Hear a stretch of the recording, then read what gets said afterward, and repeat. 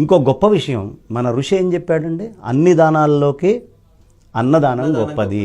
ఇవాళ మీరు అమెరికా వెళ్తే సిక్కులు 30,000 నుంచి 50,000 ప్లేట్లు తయారు చేసి వాళ్ళందరికీ పంచుతున్నారు. భారతదేశంలో నిన్న నీతు అంబానీ గారు 3 కోట్ల మందికి అన్నదానం చేస్తాను నేను అంది. ప్రతి వాళ్ళు వాళ్ళ మానాన వాళ్ళు ఎక్కడ మన చుట్టుపక్కల వాళ్ళు ఇబ్బంది పడుతున్నారో అని ఇంత కరోనా వైరస్లో కూడా త్యాగం చేసి వేద పండితుల దగ్గర నుంచి సామాన్యులైనటువంటి అందరూ అన్ని రకాల వాళ్ళు ఎవ్వరి వంతు కృషి వాళ్ళు తపస్సులాగా చేసుకొని వెళ్ళి ఎవరికి చెప్పలేదు, డైరెక్ట్ గా చేసుకుని వెళ్తున్నారు. ఎందుకు చేస్తున్నారంటే ఋషి చెప్పాడు. ఎవరు చెప్పలేదు కాదు, ఋషి చెప్పాడు. ఋషి చెప్పాడు, నీ పక్కవాడు కష్టంలో ఉండి నువ్వు సుఖంగా అన్నం తింటాం తప్పు, నీకు వైశ్వదేవం ముందు నువ్వు తిని గాని నువ్వు ఎక్కళ్ళకి పెట్టి గాని తినకు. ఈ సంప్రదాయం చెప్పినవాడు మన ఋషి. భూతదయ, అన్ని భూతాలకి చక్కగా నువ్వు అన్నం పెట్టాలి. పొద్దున్నే లేవంగానే ముగ్గేస్తున్నావు ఇంటి ముందు.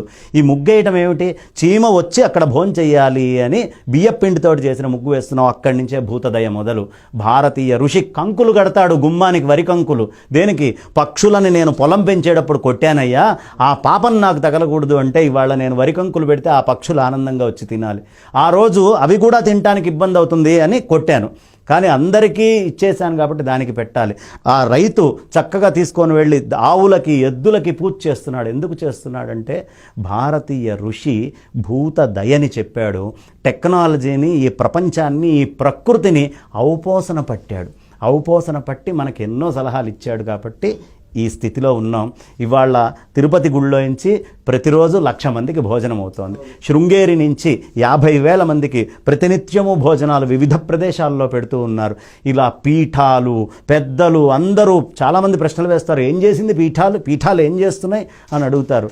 ఇవాళ చాలా చేస్తున్నాయి పీఠాలు కానీ, క్షేత్రాలు కానీ, అన్ని గుళ్ళు కానీ వాళ్ళ దగ్గర ఉన్న ఇన్ఫ్రాస్ట్రక్చర్ మొత్తం ఇవాళ భోజనాలకు వాడుతూ ఉన్నారు.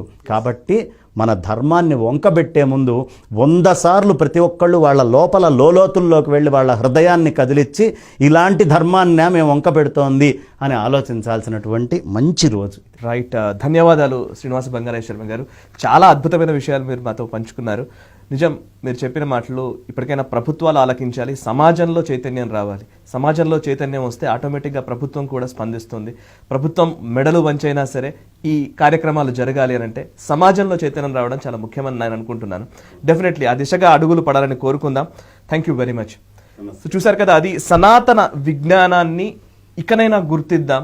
మళ్ళీ ఒక్కసారి మన మూలాల్ని తరచి చూసుకుందాం. మన మూలాల్లో ఉన్న ఆ గొప్పతనాన్ని భావితరాలకు అందించే ప్రయత్నం చేద్దాం.